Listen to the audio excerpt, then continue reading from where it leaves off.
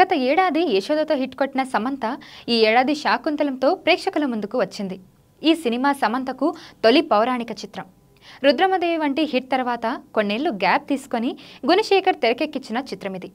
భారీ గ్రాఫిక్స్, హంగులతో 3Dలో రూపొందించిన సినిమా కావడం, దిల్ రాజు ఈ సినిమాను నిర్మించడంతో దీనిపై ప్రేక్షకుల్లో మంచి అంచనాలు ఏర్పడ్డాయి. దీనికి తగ్గట్టుగానే పాటలు, ప్రచార కార్యక్రమాలు ఆకట్టుకునేలా ఉండడంతో ప్రేక్షకుల అంచనాలు మరింత ఎక్కువైపోయాయి. మరి ఈ ప్రేమ కావ్యం తెరపై ప్రేక్షకులకు ఎలాంటి అనుభూతిని పంచింది? సమంత, గుణశేఖర్లకు విజయాన్ని అందించిందా లేదా అనేది ఈ రివ్యూలో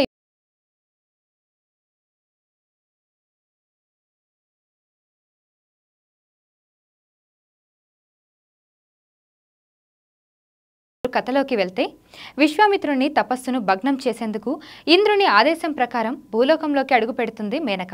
ఆమె తన అందచందాలతో విశ్వామిత్రుని తపస్సుకు భంగం కలిగించడమే కాక శారీరకంగానూ అతనుకు దగ్గరవుతుంది.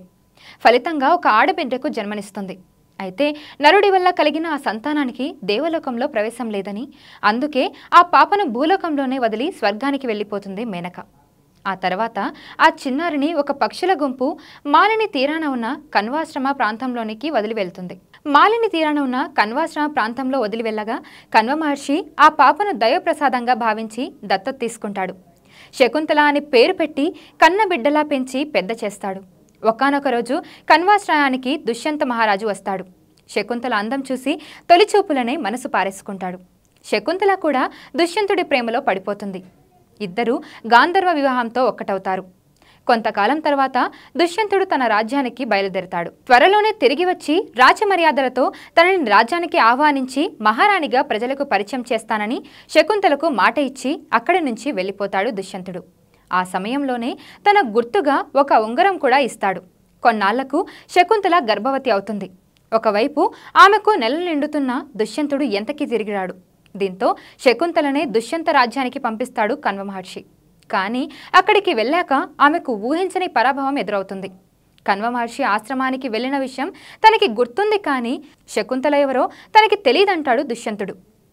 మరోవైపు ఆయన తన భర్తని చెప్పుకోవడానికి ఉన్న ఒకానొక ఆధారమైన ఉంగరాన్ని కూడా ఎక్కడో పోగొట్టుకుంటుంది శకుంతల. దీంతో నిండు సభలో ఆమె తీవ్ర అవమానాన్ని ఎదుర్కొంటుంది. మరి దుష్యంతుడు శకుంతలను మర్చిపోవడానికి గల కారణమేంటి? వీళ్ళిద్దరూ తిరిగి ఎలా కలిశారు? అసలు వీళ్ళు విడిపోవడానికి దుర్వాస మహామునికి ఉన్న సంబంధమేంటి? దుష్యంతుడిని శకుంతలకు దక్కకుండా చేయాలనుకున్న అసురుల కోరిక నెరవేరుతుందా లేదా? అసలు వీళ్లకు ఈ కథకు ఉన్న సంబంధం ఏంటి అనేది అసలు కథ. అసలు ఈ కథ ఎలా ఉందంటే, కాళిదాసు రచించిన సంస్కృత నాటకం అభిజ్ఞాన శాకుంతలం నుంచి ఈ శాకుంతలం కథ తీసుకున్నారు డైరెక్టర్ గుణశేఖర్. శకుంతల, దుష్యంతుల ప్రేమ కావ్యం అందరికీ తెలిసింది. మన భారతీయ సాహిత్యంలో ఉన్న ఒక అద్భుతమైన ప్రేమ కథగా దీనికి పేరుంది. ఈ కథకు తనదైన శైలిలో కాస్త కల్పన జోడించి స్క్రీన్పై ఒక అపురూపమైన దృశ్య కావ్యంలా తీసే ప్రయత్నం చేశారు గుణశేఖర్. నిజానికి ఈ తరానికి ఇలాంటి కథను అందించాలన్న గుణశేఖర్ ఆలోచన చాలా మంచిదే.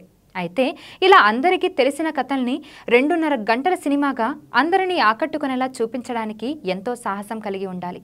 స్టోరీకి ఎన్ని హంగులు దిద్దినా కథలో వేగం, బలమైన సంఘర్షణ లేకపోతే దర్శకుడి ప్రయత్నం వృధా అవుతుంది. గుణశేఖర్ శాకుంతలం దీనికి ఒక పెద్ద ఉదాహరణ. నిజానికి ఇలాంటి కథని గుణశేఖర్ లాంటి దర్శకుడు తీస్తున్నప్పుడు ఖచ్చితంగా అందులో అందరూ కొత్తగా ఏమైనా ఆశిస్తారు. కానీ ఈ ప్రేమ కావ్యాన్ని చదువుతున్నప్పుడు కలిగే అనుభూతి తెరపై చూస్తున్నప్పుడు ఏమాత్రం కలగలేదు.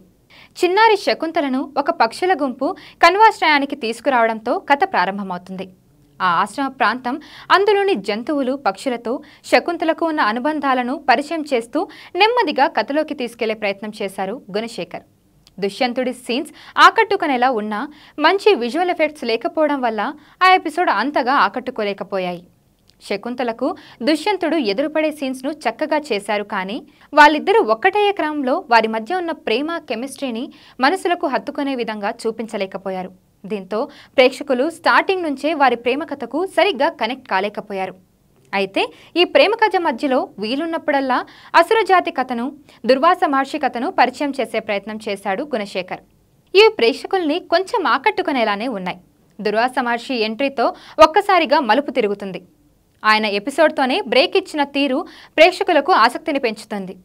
దుష్యంతుడి రాజ్యానికి శకుంతల వెళ్లడం, నిండు సభలో ఆమె అవమానపడడం, రాజ్య ప్రజలు ఆమెను రాళ్లతో కొట్టి చంపే ప్రయత్నం చేయడం వంటి సీన్లతో సెకండ్ హాఫ్ ఆసక్తికరంగా సాగుతుంది. కానీ ఆ తర్వాత కాస్త కథ గాడి తప్పుతుంది. శకుంతల దుశ్శాసనుడు తిరిగి ఎలా కలిశారన్న విషయాన్ని అంత ఆకట్టుకునేలా తీయలేకపోయారు. స్టోరీ ఎండింగ్లో అసుర జాతితో దుష్యంతుడు తలపడే యాక్షన్ ఎపిసోడ్ కూడా పెద్దగా ఆకట్టుకోలేదు. భరతుడిగా అల్లు అర్హ ఎంట్రీ, దుష్యంతుడితో ఆమె వాదన మాత్రం ప్రేక్షకుల్ని బాగా ఆకట్టుకుంటాయి. మణిశర్మ సంగీతం సినిమాకు మంచి బలాన్ని ఇచ్చింది. ఈ సినిమాలో ఎవరెలా చేశారనేది ఇప్పుడు మనం చూద్దాం. శకుంతల పాత్రకు న్యాయం చేసేందుకు సమంత చాలా కష్టపడింది. కానీ ఆమెకు అంతగా ఈ కథ సెట్ కాలేదనిపించింది. తన సొంత డబ్బింగ్ కూడా అంతగా ఆకట్టుకోలేదు. కొన్ని సీన్స్లో అయితే తన అనుభవంతో పండించే ప్రయత్నం చేసింది శామ్. దుష్యంతుడి పాత్రకు తగ్గ రూపం దేవమోహన్లో ఉంది, కానీ ఆయన ఆ క్యారెక్టర్కు తగిన వ్యక్తి కాదని అనిపిస్తుంది. ఇంకా మంచి మార్కెట్ ఉన్న హీరోని తీసుకొని ఉంటే సినిమా బాగుండేది. దుర్వాస మహర్షి పాత్రకు మోహన్ బాబు నిండుతనం తెచ్చారు. ఆయన కనిపించేది కొద్దిసేపే అయినా అందరినీ ఆకట్టుకున్నారు. సచిన్, అనన్య, మధుబాల, జీషుసన్ గుప్తా ఇలా స్క్రీన్పై కొద్దిసేపు ఉన్నవారు తమ పాత్రకు న్యాయం చేశారు. కానీ శాకుంతలంలోని సీన్స్ ఏవి గుర్తుండిపోయేలా లేవు. అల్లు అర్హ నటన, ఆమె పలికే మాటలు ముచ్చటగా అనిపిస్తాయి. అందరికీ తెలిసిన శాకుంతల దుష్యంతుల ప్రేమ కథను తెరపై ఒక దృశ్య కావ్యంలా ఆవిష్కరించడంలో గుణశేఖర్ ఆకట్టుకోలేకపోయారు. చివరగా అభిజ్ఞాన శాకుంతలం పెద్దగా ఆకట్టుకొని సమంతలం. ఇప్పుడు శాకుంతలంకు మేమిచ్చే రివ్యూ 2/5.